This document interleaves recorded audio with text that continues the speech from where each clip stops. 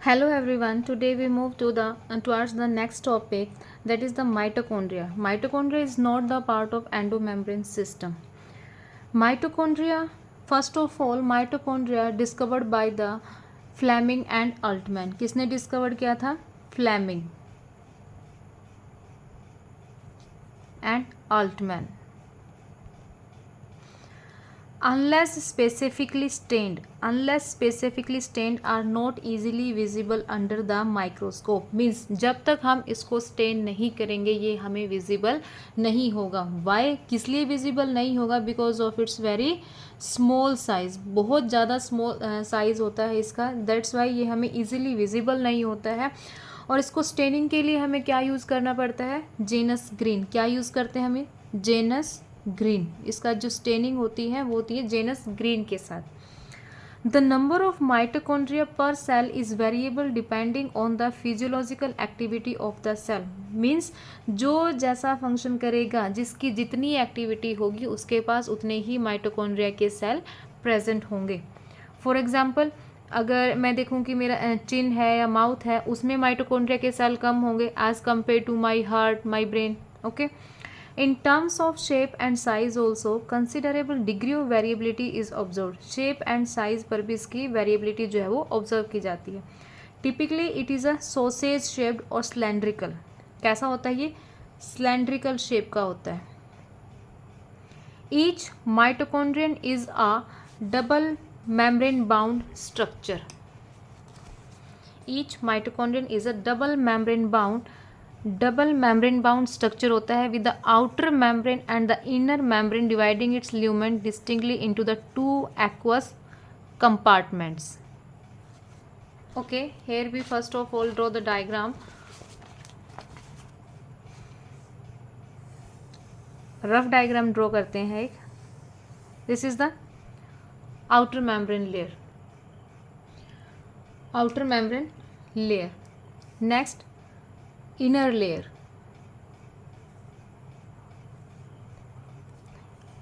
Inner layer divided into cristae.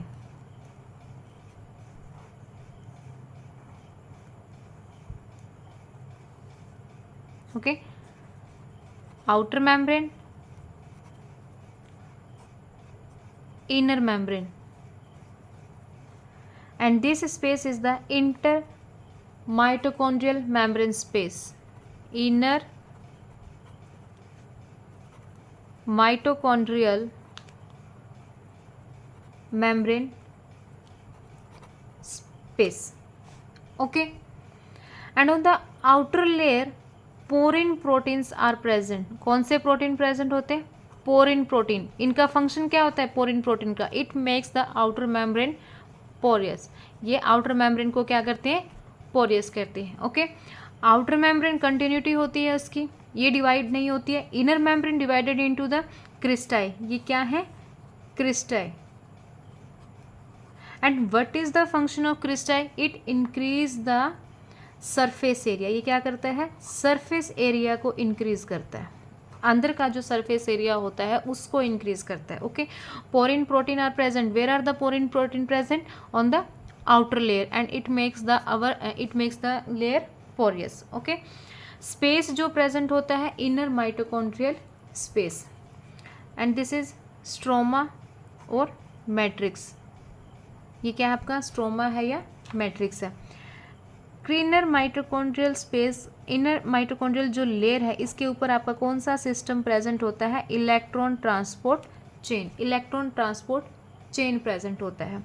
और क्रिस्टाई के ऊपर ही आपका एक और सिस्टम प्रेजेंट होता है, that is known as the oxysome.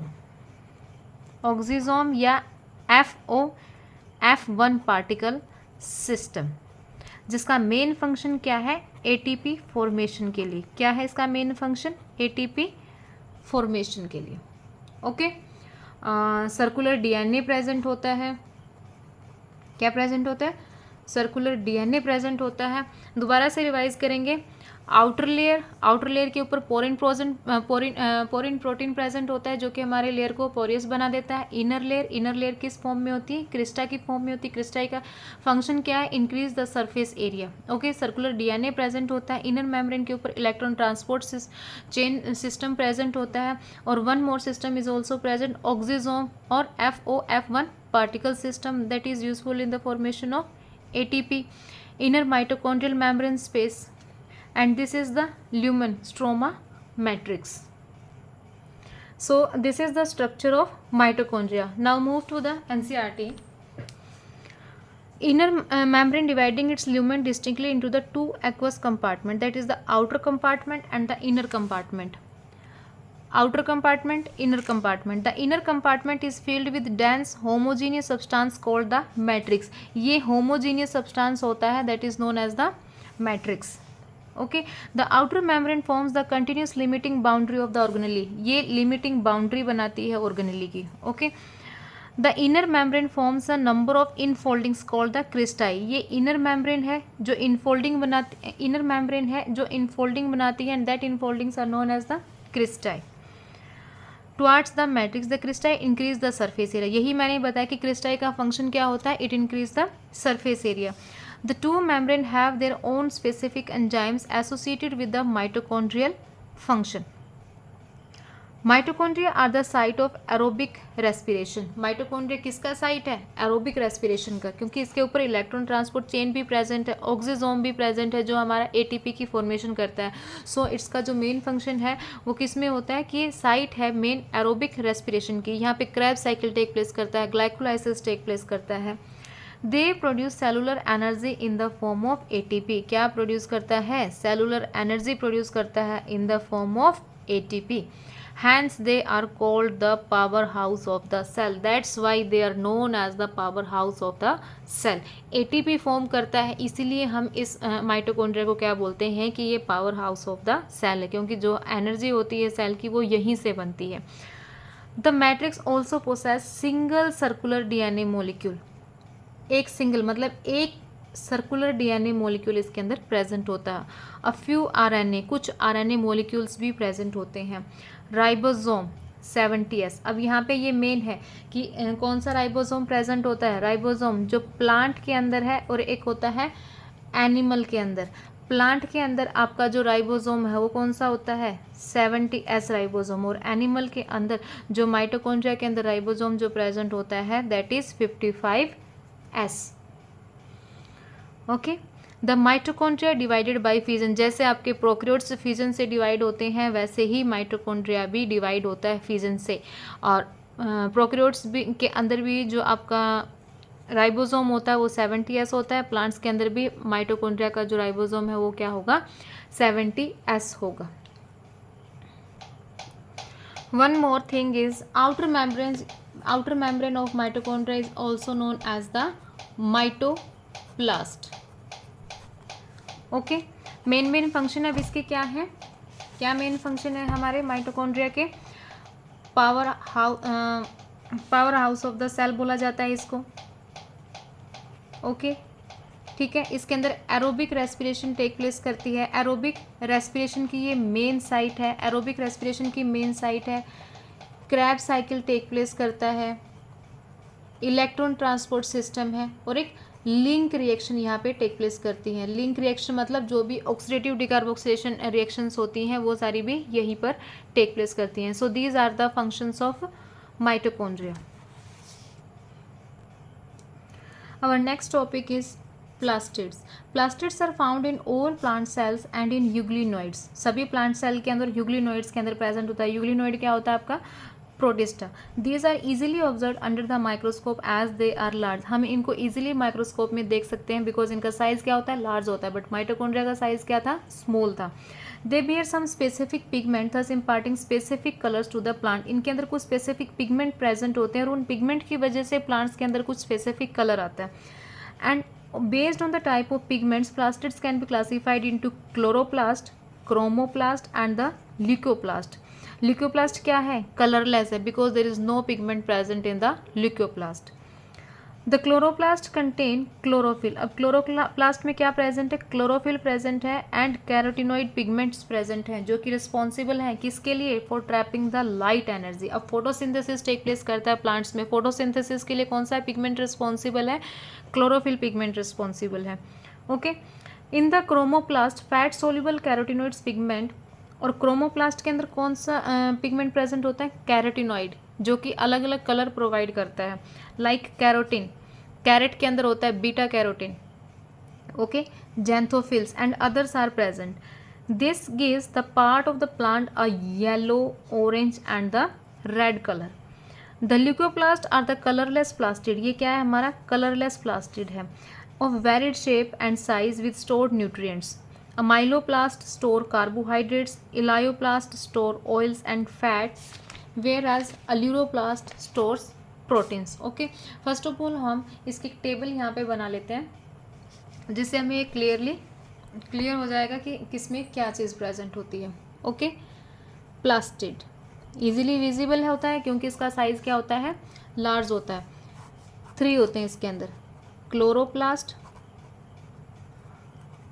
Chromoplast and leucoplast. First of all chloroplast में क्या है? Green colour, carotenoid pigment present होता है जिसकी वजह से ये प्लांट्स को ग्रीन कलर देता है और किसके लिए रिस्पॉन्सिबल होता है? फोटोसिंथेसिस के लिए रिस्पॉन्सिबल होता है, क्योंकि क्लोरोप्लास्ट के अंदर क्लोरोफिल होता है। क्लोरोफिल ही सनलाइट को क्या करता है? ट्रैप करता है, जिसके थ्रू हमारी प्लांट्स के अंदर जो फोटोसिंथेसिस है वो टेक प्लेस करती है। ओके, अब क्रोमोप्लास्ट क्या है? ये इसके अंदर कौन सा पिगमेंट प्रेजेंट होता है? कैरोटिनॉइड्स पिगमेंट प्रेजेंट होता है। ओके, अलग अलग कलर प्रोवाइड करता है। फॉर एग्जांपल जैसे बीटा कैरोटीन है, किसके अंदर प्रेजेंट होता है बीटा कैरोटीन? कैरेट के अंदर प्रेजेंट होता है। रोडोप्लास्ट रेड एल्गी के अंदर प्रेजेंट होता है। रोडोप्लास्ट किस में प्रेजेंट होता है? रेड एल्गी के अंदर प्रेजेंट होता है। ओके, अब हमारा आता है ल्यूकोप्लास्ट, जो कि क्या है? इसके अंदर कोई पिगमेंट प्रेजेंट नहीं होता। ये क्या होता है? हमारा कलरलेस होता है और इसका मेन फंक्शन किसके लिए होता है? स्टोरेज के लिए होता है। ओके, अब स्टोरेज में सबसे पहले क्या आता है हमारा? अल्यूरोप्लास्ट। अल्यूरोप्लास्ट किसके स्टोरेज के लिए होता है? प्रोटीन की स्टोरेज के लिए। किसके लिए होता है हमारा? प्रोटीन के लिए। Next, amyloplast is responsible for the storage of starch and carbohydrate. Okay, and the third one is elaioplast. Elaioplast is responsible for oil, lipid. Okay, so this is the plastid के अंदर सब parts क्या आते हैं? Chloroplast आता है जो green pigment होता है, फोटोसिंथेसिस के लिए रिस्पॉन्सिबल है। क्रोमोप्लास्ट है, कैरोटिनॉइड पिगमेंट प्रेजेंट होता है, अलग अलग कलर प्रोवाइड करता है हमारे प्लांट्स को, जैसे रेड रोडोप्लास्ट जो है वो रेड एल्गी को रेड कलर प्रोवाइड करता है। ल्यूकोप्लास्ट के अंदर कोई पिगमेंट प्रेजेंट नहीं होता है, दैट्स वाई ये कलरलेस होता है, मेनली स्टोरेज के लिए होता है। अब इसके अंदर आता है aleuroplast. Aleuroplast is mainly responsible for the protein, amyloplast mainly responsible for the starch and carbohydrate, elaioplast mainly responsible for the oil and lipid. Now we study chloroplast in detail. Okay, majority of the chloroplast of the green plants are found in the mesophyll cells of the leaves. अब ये question यहाँ से बन रहा है आपका 1 marks, यहाँ से नेट में आपका आ रहा है कि क्लोरोप्लास्ट कहाँ पर प्रेजेंट होते हैं, कौन सी लेयर में प्रेजेंट होते हैं? Mesophyll cells of the leaves. जो मेसोफिल सेल्स होते हैं लीव्स के, वहाँ पर प्रेजेंट होता है। These are lens shaped, oval, spherical, discoid और even ribbon like organelle having variable length. Their number varies from 1 per cell of the Chlamydomonas, a green algae, to 20 to 40 per cell in the mesophyll. Okay, number very करते हैं, जिस type का organism होगा जितनी उसको requirement होगी उसके according chloroplast उसमें प्रेजेंट होता है। Like mitochondria the chloroplast are also double membrane bound. Mitochondria भी हमारी डबल मेम्ब्रेन बाउंड थी और क्लोरोप्लास्ट भी क्या है? हमारी डबल मेम्ब्रेन बाउंड है। Okay, of the two the inner chloroplast membrane is relatively less permeable. जो इनर लेयर होती है वो लेस परमिएबल होती है। The space limited by the inner membrane of the chloroplast is called the stroma. A number of organised flattened membranous sacs called the thylakoid. First of all हम इसका एक rough diagram बना के देखते हैं, उसके बाद हम इसकी रीडिंग करेंगे। Okay, chloroplast is a double membrane bound structure organelle. Okay, outer layer and this is the inner layer. Okay, ये आउटर लेयर है, ये इनर लेयर है। आउटर लेयर पे अगेन आपके क्या प्रेजेंट होते हैं, पोरिन प्रोटीन प्रेजेंट होता है। Okay, this is stroma. जो इनर सरफेस होता है वो क्या है आपका स्ट्रोमा। अब स्ट्रोमा में क्या है, ये थाइलेकोइड प्रेजेंट होती हैं, डिस्क शेप्ड होती हैं, थाइलेकोइड प्रेजेंट होती हैं। अगर हम इस एक सिंगल की बात करते हैं तो ये सिंगल क्या है, हमारी थाइलेकोइड है। ओके, और इस पूरे ग्रुप को अगर हम बात करेंगे, जैसे हम कॉइन को रखते हैं ना ऊपर नीचे, अगर हम कॉइन को रखते हैं तो एक कलेक्टिव मतलब गुच्छा बन जाता है उसका, तो ऐसे ही ये क्या है थाइलेकोइड, ऐसे ही क्लोरोप्लास्ट के अंदर प्रेजेंट होते हैं और इसको हमने बोलना है ग्रेना। ओके, और यही ग्रेना है जिसके अंदर हमारी क्या है लाइट रिएक्शन टेक प्लेस करती है। कौन सी रिएक्शन टेक प्लेस करती है, लाइट रिएक्शन टेक प्लेस करती है, क्योंकि इसके अंदर क्या है हमारा फोटोसिस्टम 1 और फोटोसिस्टम 2 प्रेजेंट होता है। फोटोसिस्टम 1 एंड फोटोसिस्टम 2 प्रेजेंट होता है। Okay, light reaction will take place in the grana because of the presence of photosystem 1 and the photosystem 2. this is stroma and this जो ग्राना को आपस में ज्वाइन करता है, ये जो ज्वाइन है इसको हम क्या बोलते हैं, stroma lamella, stromal lamellae. Okay, और यहाँ पे ओनली फोटोसिस्टम 1 प्रेजेंट होता है, दैट्स वाई ये क्या है हमारा साइक्लिक फोटोफॉस्फोरिलेशन टेक प्लेस होती है इसके अंदर, साइक्लिक फोटोफॉस्फोरिलेशन। ओके, और ये क्या है इसके अंदर दोनों प्रेजेंट होते हैं, तो ये क्या है नॉन साइक्लिक।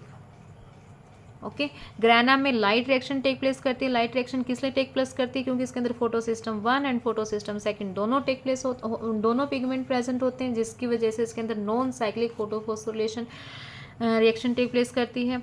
जो स्ट्रोमल लैमिला है जो ग्राना को आपस में ज्वाइन कर रही है, उसके अंदर सिर्फ फोटोसिस्टम 1 प्रेजेंट होता है, दैट्स वाई वहाँ पे सिर्फ आपकी cyclic photophosphorylation reaction take place करती है।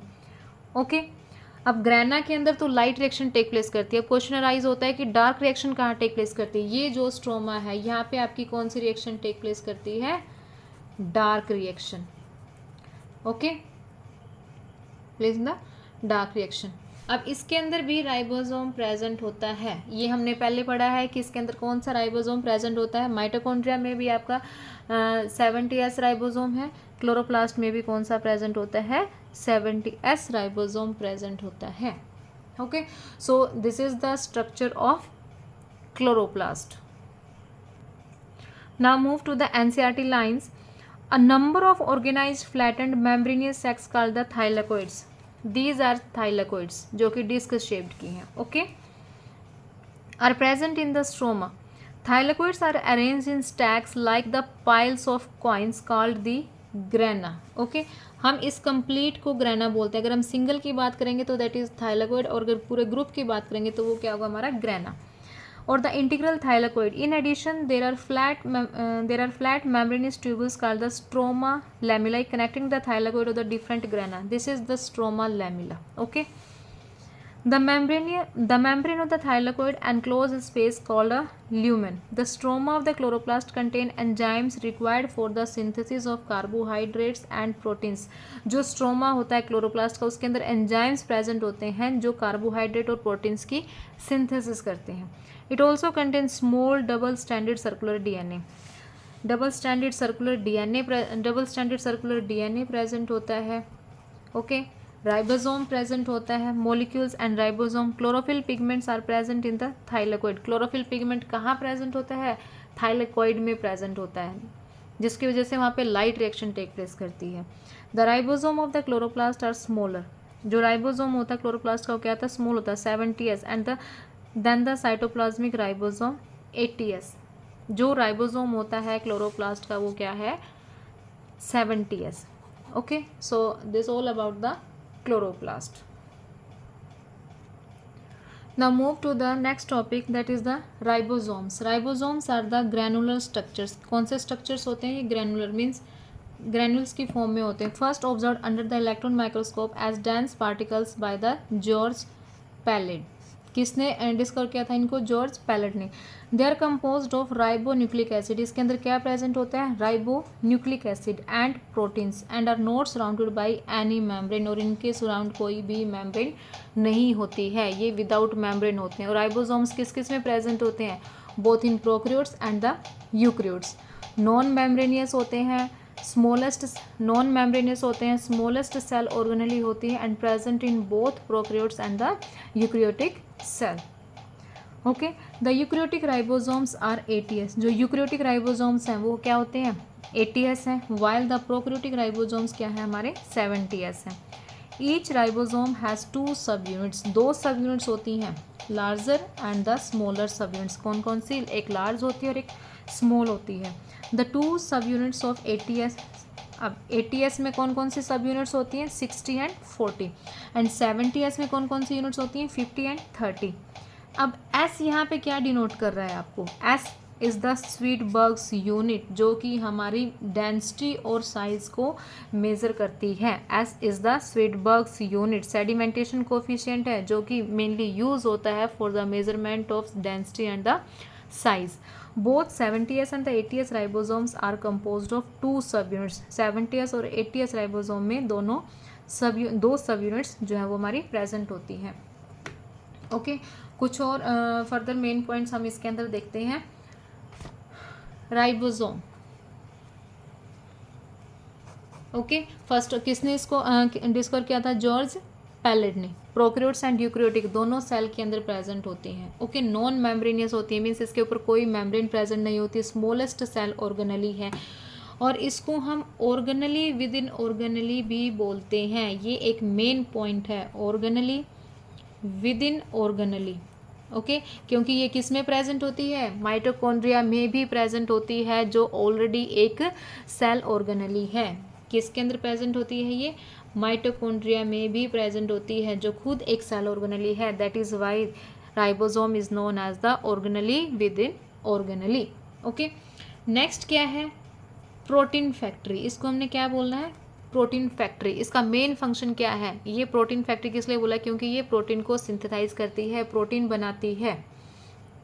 ओके, इसमें लिखा भी हुआ है composed of ribonucleic acid and proteins. इसके अंदर क्या प्रेजेंट होता है? राइबोन्यूक्लिक एसिड प्रेजेंट होता है। ठीक है, मेन राइबोन्यूक्लिक कौन सा प्रेजेंट होता है? RNA। RNA कहाँ पर प्रेजेंट होता है? न्यूक्लियस में। न्यूक्लियस में भी कौन सी साइट होती है? न्यूक्लियोलस। कहाँ पर बनता है ये? न्यूक्लियोलस में।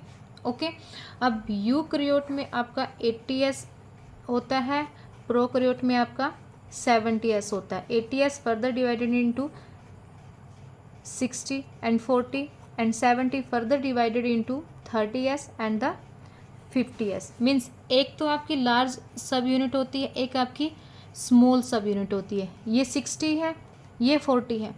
अब जिस स्ट्रैंड के साथ ये अटैच होते हैं, इस स्ट्रैंड को हमने क्या बोलना है? ये क्या है हमारी?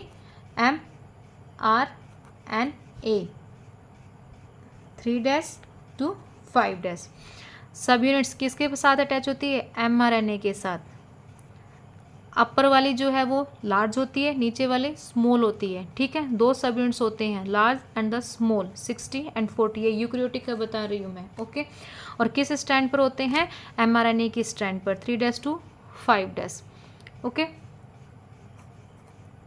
वन मोर फंक्शन कि जब ये आपस में जुड़े हुए हैं, कौन सा आयन है जो इनकी हेल्प करता है? कौन सा डाइवेलेंट आयन है जो इनको आपस में जोड़ के रखता है? That is the magnesium.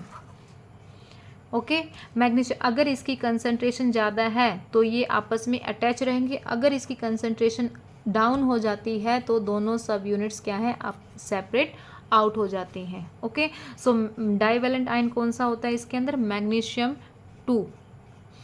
So this is about the ribosome. One more point is there, अगर एक mRNA पे बहुत सारे राइबोसोम अटैच हैं तो वो क्या होगा हमारा पॉलीराइबोसोम। पी से पॉली, पी से प्रोकैरियोट्स, इसके अंदर पॉलीराइबोसोम होता है। ओके, एक mRNA के स्टैंड पे बहुत सा ज़्यादा mRNA जो राइबोसोम जो है वो अटैच होते हैं। और यूकैरियोटिक क्या है हमारा मोनो, मतलब एक ही राइबोसोम अटैच होता है। ओके, इसको हम बोलेंगे मोनोसोम, इसको हम बोलेंगे polysome. So this is all about the ribosome.